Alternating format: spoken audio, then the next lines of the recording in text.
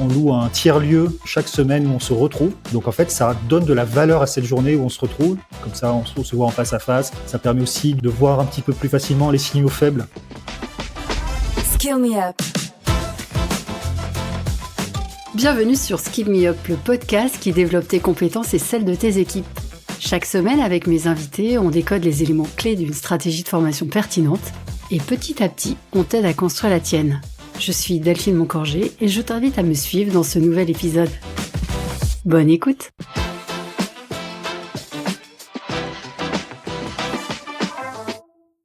Bonjour et bienvenue dans ce nouvel épisode de Skill Me Up. Aujourd'hui, je reçois Johan Vidalanque, qui est directeur pédagogique et qualité chez Garance et moi. C'est un centre de bilan de compétences et de formation. Mais Johan est également porte-plume freelance pour la presse spécialisée RH et formation.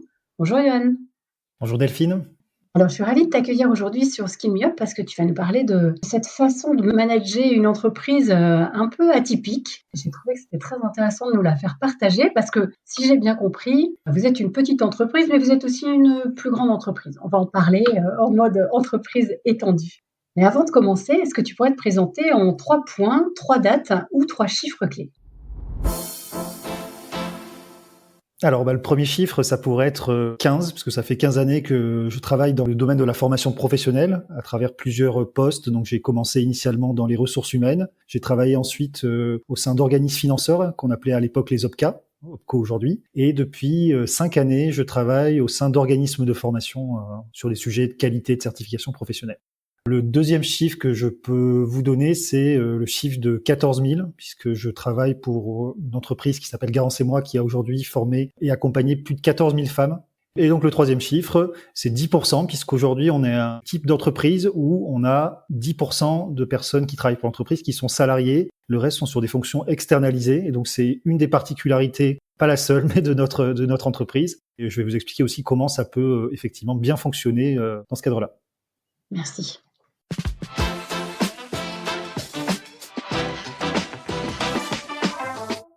Avant de rentrer dans le vif du sujet, est-ce que tu pourrais présenter l'activité de Garance et moi ? Qu'est-ce que vous faites exactement ?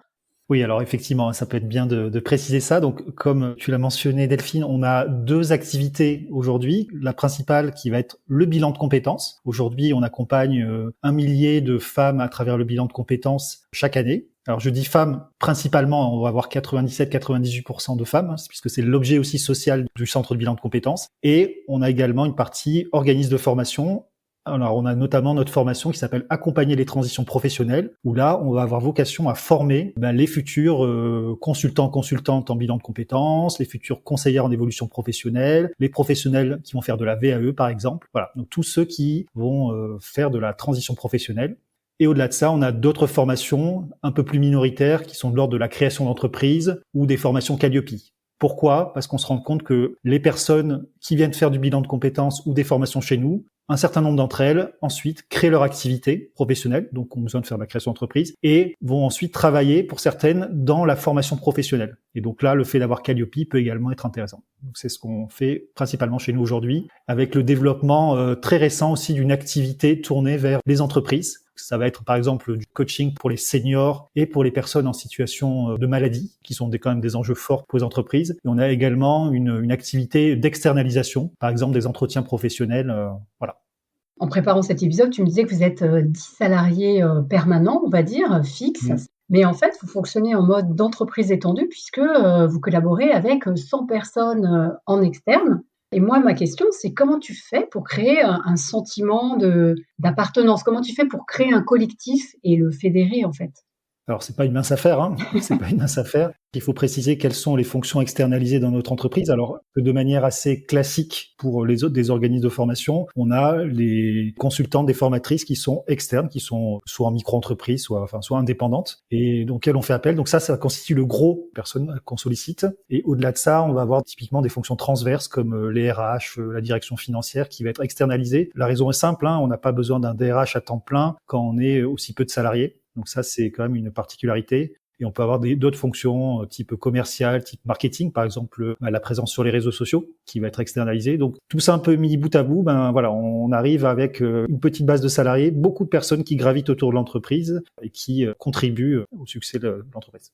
Ouais, du coup, toi, en tant que directeur pédagogique et qualité, comment tu t'assures que les personnes, finalement, réussissent à bien travailler ensemble? Enfin voilà, elles peuvent être, comme tu viens de le dire, freelance, indépendantes. Comment tu arrives à créer cette appartenance à l'entreprise? Est-ce que d'ailleurs, elles ne travaillent que pour vous ou pas? Et du coup, c'est peut-être encore plus difficile à créer? Alors c'est plein de bonnes questions. Alors moi, je vais avoir de la gestion à plusieurs niveaux puisque je vais avoir le management d'une équipe cœur de métier, donc des personnes qui vont être salariés pour la plupart ou des externes mais qui sont très fortement intégrés à l'entreprise. Donc ça, c'est plutôt du management un peu classique. Et au-delà de ça, je vais avoir toute l'animation de la communauté de consultantes formatrices. Et ça, ce qui nous aide, on a trouvé un système, c'est de créer des communautés. Donc, c'est-à-dire, par exemple, on va avoir une cinquantaine de personnes qu'on a scindées en 5 communautés qui sont animées par une animatrice de communauté, qui est une consultante formatrice, qui a des honoraires pour ça, et donc dont la mission est d'arriver à faire redescendre des informations clés, de me les faire remonter, et surtout, moi, ça me permet vraiment, voilà, d'arriver à pousser de la culture d'entreprise et d'arriver à faire quelque chose que je pourrais pas faire si je voyais individuellement toutes les formatrices, ce qui serait très compliqué dans mon emploi du temps. Ouais, clairement. Surtout qu'en plus, j'ai cru comprendre qu'une de vos autres spécificités, c'était que vous étiez à 90 en télétravail. Les seuls 10 salariés, j'ai envie de dire, qui peuvent être présents sont aussi éparpillés ou pas souvent au même endroit. Donc, entre les personnes externalisées, le télétravail, et cetera, comment on arrive à créer de l'engagement, de la cohésion? Comment ça fonctionne, en fait? Ah, c'est un vrai challenge. Alors, pour le chiffre, on est à 80%. C'est-à-dire D'accord. qu'il y a une journée par semaine où on se retrouve en présentiel. La particularité, c'est qu'aujourd'hui, nous, on n'a plus de locaux. On loue un tiers-lieu chaque semaine où on se retrouve. Donc, en fait, ça donne de la valeur à cette journée où on se retrouve et où on va être beaucoup plus sur l'informel. Alors, c'est rarement la journée la plus productive. C'est celle qu'on va en général consacrer. Typiquement, moi, en tant que manager, je vois quasiment toutes mes équipes ce jour-là. Comme ça, on se voit en face à face. Ça permet aussi de voir un petit peu plus facilement les signaux faibles qu'on peut pas voir forcément derrière l'écran. Donc ça, c'est ce qu'on essaie de faire pendant ces journées-là. Au-delà de ça, moi, j'ai rarement rencontré une entreprise avec une telle culture d'entreprise intégrée. Ce qui est assez paradoxal parce qu'on pourrait se dire à distance, on n'est que sur des personnes hyper individualistes et c'est absolument pas le cas. Alors je pense que ça tient à plusieurs choses. La première chose, c'est l'objet de la société. On est une entreprise à impact puisqu'en fait, toute la base de l'entreprise, la manière dont elle a été conçue, c'est accompagner les femmes dans leurs projets professionnels, briser le plafond de verre. Donc, toutes les personnes, en fait, qui rentrent dans cette entreprise adhèrent de fait à cette mission-là. Et donc ça, je pense que ça aide déjà à créer une culture commune. Et également, le fait qu'aujourd'hui, les personnes qui viennent savent que le télétravail, c'est clé. C'est pas quelque chose qui est imposé, c'est que c'est une condition, c'est même un avantage que les personnes viennent chercher. Tu l'as évoqué, 90 des bénéficiaires sont des femmes, puisque les bilans de compétences, c'est surtout de l'accompagnement pour les femmes. Quel constat tu tires de cette population spécifique et de leurs attentes? Et pourquoi aussi, d'ailleurs, vous êtes concentré sur cette cible-là de personnes à accompagner? Alors, pourquoi on s'est concentré là-dessus? Ça tient fondamentalement à l'histoire de la fondatrice, qui s'appelle Garance Hiverneau, qui a créé l'entreprise il y a une quinzaine d'années. Elle, en fait, elle-même a réalisé un bilan de compétences il y a une quinzaine d'années qui a un peu changé sa façon de percevoir les choses et qui a révélé sa fibre entrepreneuriale. Et c'est la raison pour laquelle elle a souhaité créer une entreprise qui faisait du bilan de compétences. Et elle avait remarqué, il y a 15 ans, on n'était pas tout à fait au même niveau sur les inégalités hommes-femmes. On en parlait déjà, évidemment, mais il n'y avait pas eu MeToo, il n'y avait pas eu tout ça. Donc à l'époque, il y avait vraiment un enjeu fort à dire, vous les femmes, vous avez droit de casser le plafond de verre, d'y aller. Et donc voilà comment ça s'est créé. Initialement, on a fait du bilan de compétences, on s'est mis à faire également de la formation. Et donc ça c'était une nouvelle corde à notre arc. Aujourd'hui, effectivement, on a alors 90 à 95% sont des femmes. Sur le bilan de compétences, on est quasiment à 100%. Sur la formation, c'est un petit peu moins parce que c'est moins genré et que petit à petit également, on commence à aller sur le marché des entreprises. C'est un marché sur lequel on veut un peu neutraliser l'approche. Quand on est RH, on veut pouvoir s'adresser à toute sa population de salariés et pas forcément qu'à des cibles spécifiques. Et alors les formations, c'est quel type de formation que vous proposez? Alors, la formation phare qu'on délivre, qui est une formation certifiante, reconnue par France Compétences, c'était initialement une formation qui permettait de réaliser du bilan de compétences chez Garance et moi. À l'époque, il y a une dizaine d'années, on n'arrivait pas à trouver des personnes qui étaient suffisamment formées ou en tout cas qui avaient les prérequis pour travailler. Donc, il y avait une formation qui avait été créée pour ça. Initialement, c'était juste de l'onboarding, et petit à petit, il y a eu de plus en plus de personnes et on a décidé de la déposer à l'inventaire qui était lancé du répertoire spécifique. Et aujourd'hui, on forme plus de 400 personnes sur cette formation. Donc, il y a une formation de 9 semaines, 105 heures, avec une certification au bout, et qui permet du coup de devenir consultant dans le bilan de compétences, faire de la VAE, devenir conseiller ou conseillère en évolution professionnelle, par exemple. Mais désormais, c'est pas forcément pour les recruter derrière, c'est pour, voilà, pour pouvoir faire son métier. Alors, on recrute forcément des personnes qui ont suivi ce parcours, donc c'est un prérequis. En revanche, effectivement, aujourd'hui, on intègre un tout petit pourcentage de... Ouais. Maintenant, vous formez beaucoup, donc vous pouvez pas toutes les recruter. Non, bien sûr. OK. Et j'ai vu que vous faisiez aussi de l'accompagnement de fin de carrière ou de réorientation. Et quand on avait préparé cet épisode, tu me disais: «Moi, je suis très pragmatique, je me définis comme pragmatique.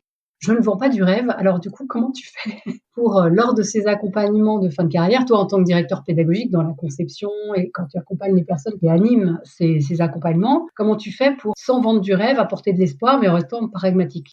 Oui, alors je pense que tu fais écho au bilan de compétences spécialisé sur les profils dits seniors, ou C'est en ça. tout cas, Ouais, maintenant dans les exactement. termes, je crois qu'on dit professionnel expérimenté. Je crois que c'est le terme qui a été consacré.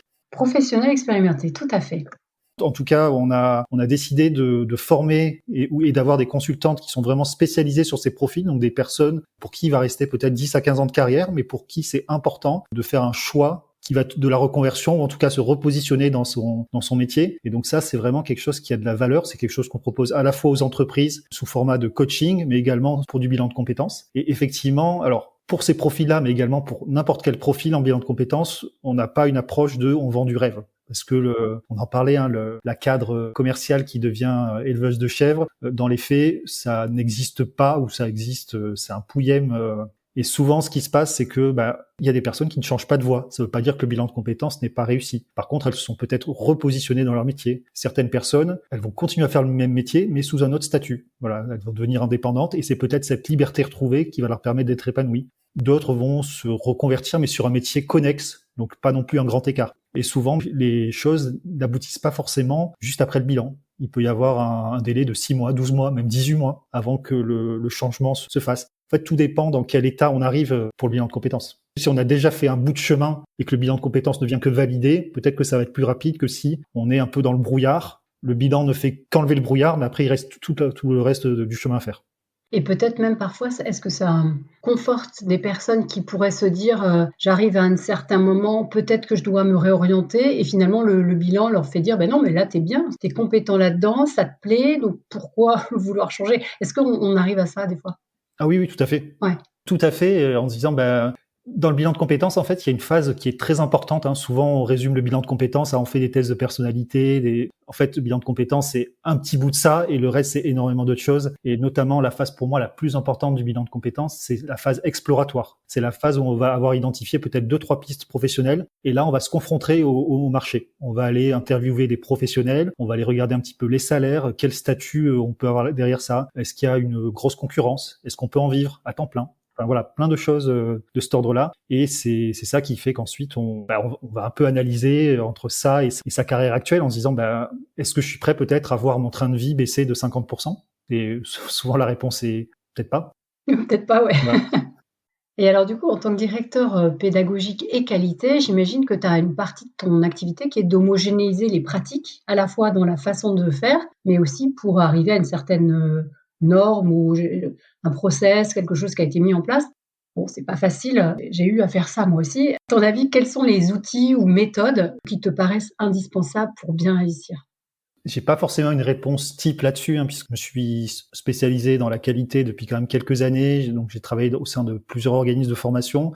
Et chaque fois, ce qu'on se rend compte, c'est que selon la structuration de l'organisme de formation, ça n'a absolument rien à voir la manière dont on va agir. Chez certains organismes, on va être un peu le seul porteur de la qualité. Dans d'autres, on va plutôt être en mode fédérateur. Moi, ce qui est plutôt mon approche, d'essayer de faire travailler toutes les parties prenantes en me disant, en fait, moi, la qualité, je fais tout sauf de la qualité. Les personnes qui font la qualité, ce sont les équipes, c'est les opérationnels. Moi, je suis plutôt là en mode, je traduis des exigences. Par exemple, dans le cadre de Calliope, puisqu'on est évidemment Calliope, puisqu'on sollicite des financements publics, on a un certain nombre d'exigences à respecter. Donc, c'est comment on crée le cadre pour respecter ces normes. Moi, ce que je fais, c'est j'essaie de faire monter tout le monde à niveau là-dessus. Exemple, quand je suis arrivé chez Garance et moi, au bout de 3-4 mois, j'avais un audit Calliope qui m'attendait. Bon, voilà. Ce que j'ai fait, c'est que j'ai coaché toutes les équipes.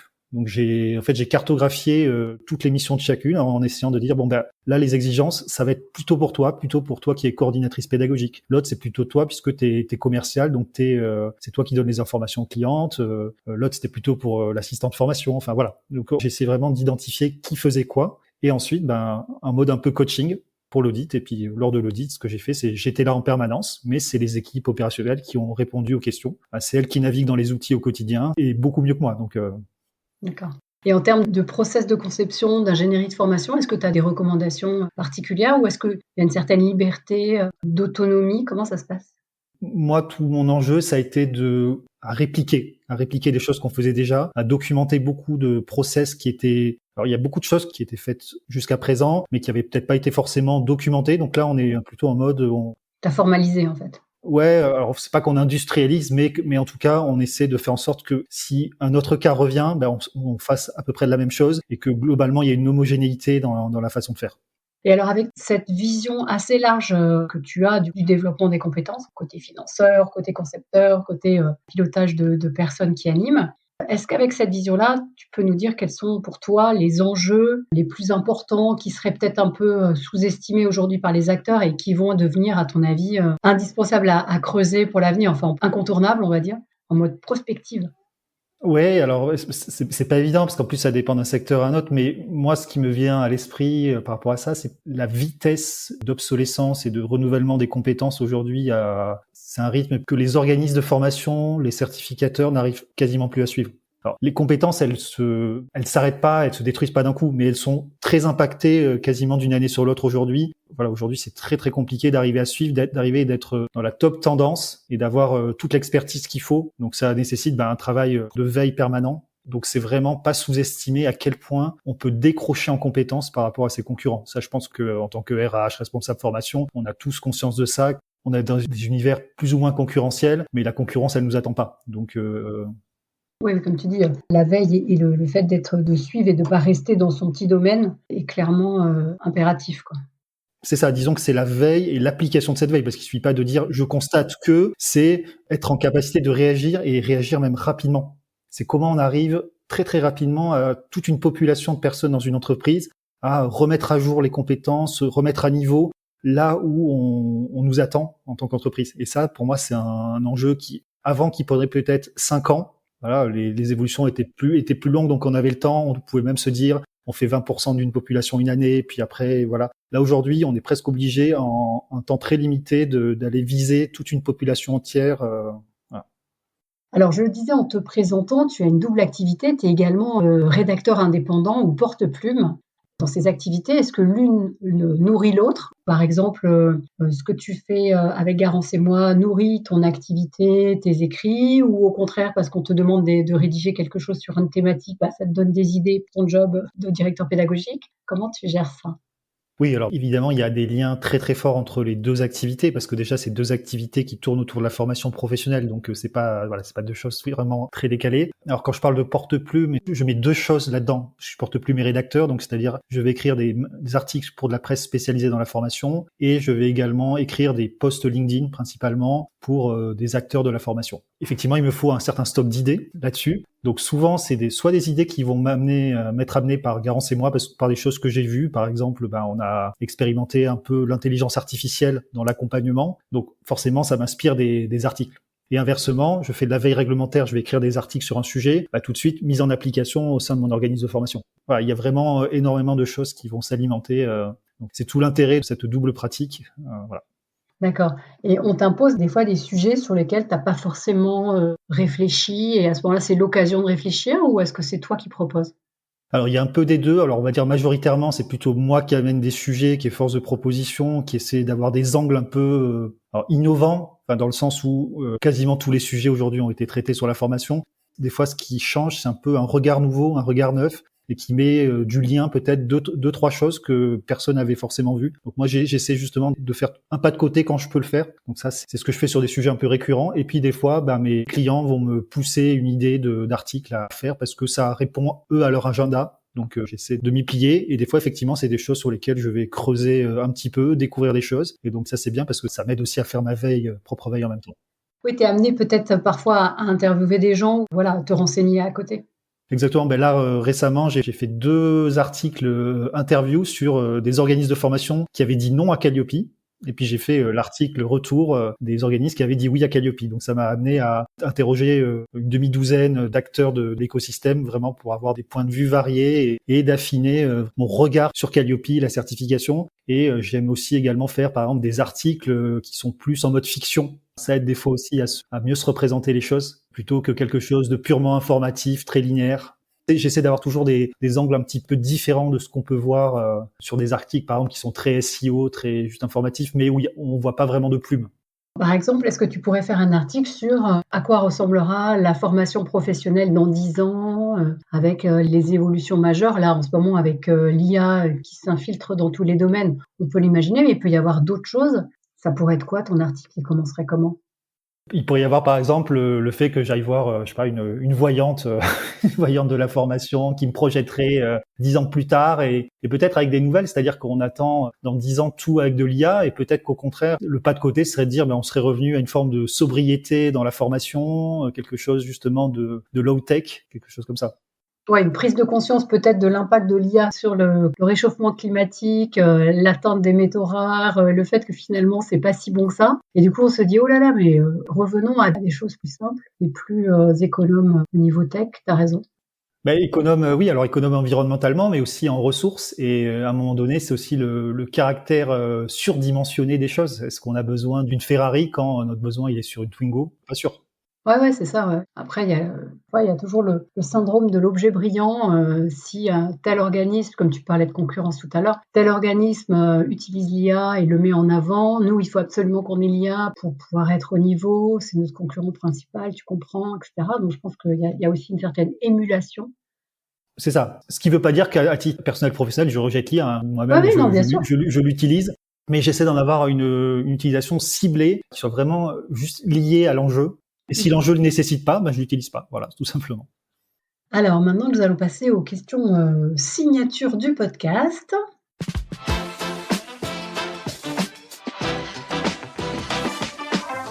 Ma première question traditionnelle, c'est comment fais-tu ta veille, Johan? Ah, très bonne question. Ma méthode, elle est très empirique. Aujourd'hui, mon système de veille, c'est quoi? C'est alors de la newsletter. Alors, il paraît qu'on dit infolettre en français, donc voilà, j'ai découvert ce terme. Donc un petit coucou à Jonathan Potier, il va apprécier. À Jonathan, tout à fait. Moi, mon conseil sur les infolettes, c'est de ne pas en avoir énormément, globalement 4-5 maximum, mais vraiment très ciblés, parce qu'au-delà, en fait, on sait bien qu'on ne les lit pas.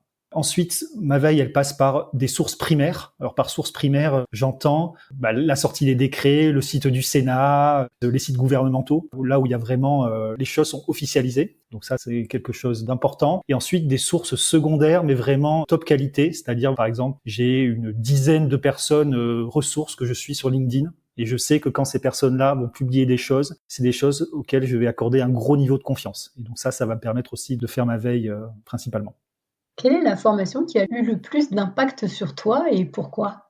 Alors, je me suis pas mal formé ces dernières années, mais il y en a vraiment une qui sort du lot, qui m'a beaucoup aidé. Donc, c'est une formation que j'ai suivie il y a 4-5 ans, qui était sur la communication impactante. Alors, à l'époque, j'avais un vrai enjeu dans le précédent organisme où je travaillais. J'étais amené à faire de plus en plus de prises de parole à l'oral, notamment à travers des webinaires. Et donc, j'avais un vrai enjeu à être impactant, à pouvoir ne pas être hésitant, vraiment pousser l'information que souhaitait mon entreprise. C'est une formation que j'ai suivie en ligne, mais avec des classes virtuelles. Et ça m'a amené à vraiment repenser toute la manière dont je, par exemple, concevais mes supports de formation. Et également, la partie orale, comment j'arrivais à parler. Par exemple, la gestion des silences, le fait, par exemple, de se préparer 1 à 2 heures avant une intervention. Ça m'a aidé vraiment à faire des progrès spectaculaires sur des interventions en public. Et du coup, est-ce que tu pourras nous donner les coordonnées de cette formation?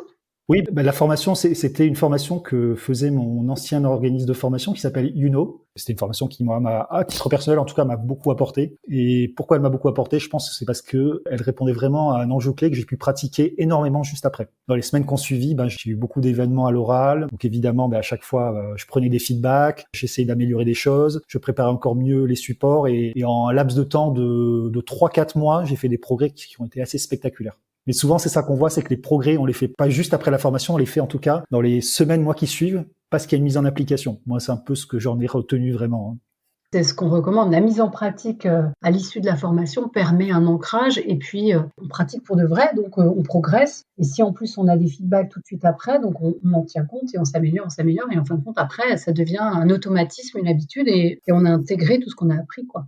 C'est ça. Pour parvenir jusqu'à un ancrage, effectivement, il ne faut pas se dire qu'il suffit juste d'une bonne formation. Et c'est là qu'il y a un vrai sujet aussi sur les RH, le suivi RH, le suivi des responsables formation, sur l'après-formation, qui pour moi est souvent ce qui pêche dans les formations en entreprise. Ouais, c'est ça, ouais. C'est pas une baguette magique. Il faut ensuite leur laisser le temps d'appliquer, leur donner les moyens, le temps et les circonstances pour pouvoir mettre en pratique ce qu'ils viennent d'apprendre. Sinon, clairement, ça n'aura servi Tout à fait. à pas grand-chose. Si tu pouvais donner un seul conseil à un DRH ou un responsable formation, ce serait lequel? Ah ouais, je pense que ça va avoir un lien avec ce qu'on s'est dit juste avant et ça fera plaisir à notre cher Jonathan Potier, c'est évaluer la formation. Évaluer la formation. Ne faites pas qu'envoyer les gens en formation. Il y a une telle déperdition suite aux formations parce que pas mis en pratique, parce que pas suivi les effets. Ça, c'est vraiment pour moi un sujet clé et c'est là où doivent monter en compétence les organisations. Très bien. On les enverra écouter l'épisode avec Jonathan et suivre une de ses formations. Je pense qu'après, ils n'auront plus de choix que d'évaluer. Quelle actu récente ou prochaine aimerais-tu partager avec nous, Johan? Alors, on est aujourd'hui le 2 janvier 2025. Il y a un gros événement qui arrive dans la formation professionnelle. Donc, c'est un événement qui a lieu tous les 2 ans, qui sont les universités d'hiver de la formation professionnelle. Pour la première fois de ma carrière, j'y serai présent. Donc, c'est un événement qui a lieu sur 3 jours à Cannes. Et là, il va y avoir tout le beau monde de la formation professionnelle, institutionnelle, ministres, gros acteurs de la formation. Et on s'attend à des annonces, peut-être réforme de la formation, sur des financements, sur d'autres choses. Voilà. Donc normalement, il devrait y avoir d'ici à ce que sorte cet épisode, pas mal d'annonces qui auront suivi cet événement. Donc j'y vais avec ma casquette de rédacteur et donc voilà, d'ici quelques semaines, il devrait y avoir quelques articles qui résumeront ça. Donc normalement, d'ici la sortie de cet épisode, il y aura déjà des articles disponibles qui raconteront ce que moi, en tout cas, j'y ai vu et comment j'ai analysé les choses. Parfait. Et comme je mettrai les liens vers ton profil, on pourra les lire, ces articles. Et ma dernière question porte sur la suggestion d'inviter pour un prochain épisode de Skill Me Up. Sachant qu'on a déjà invité Jonathan, hein.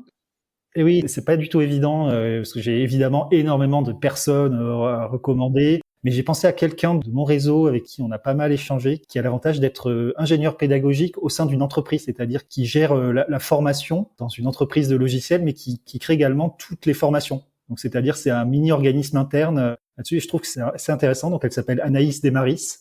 Elle travaille très, très bien. Je pense qu'elle a pas mal de petits tips à vous donner, surtout quand on essaie de développer la formation interne et qu'on se demande, par exemple, quelle plateforme LMS j'utilise, quel logiciel je fais, quel arbitrage ou quelles ressources je mets en place pour la formation interne, tu vois. Elle travaille dans quelle entreprise? Alors, elle travaille pour le groupe Altaïs, qui est une société lyonnaise, si je dis pas de bêtises, de logiciels spécialisés. Merci beaucoup. Je ne connais pas Anaïs. Je prendrai contact avec elle sur ta recommandation. Donc, on arrive à la fin de cet épisode. Johan, je voulais te remercier pour tes réponses, cet éclairage. Et puis, comme on est en tout début d'année, pour les foires, d'avoir bien voulu venir à mon micro à 2 janvier. Alors, je crois que tu es toujours en vacances.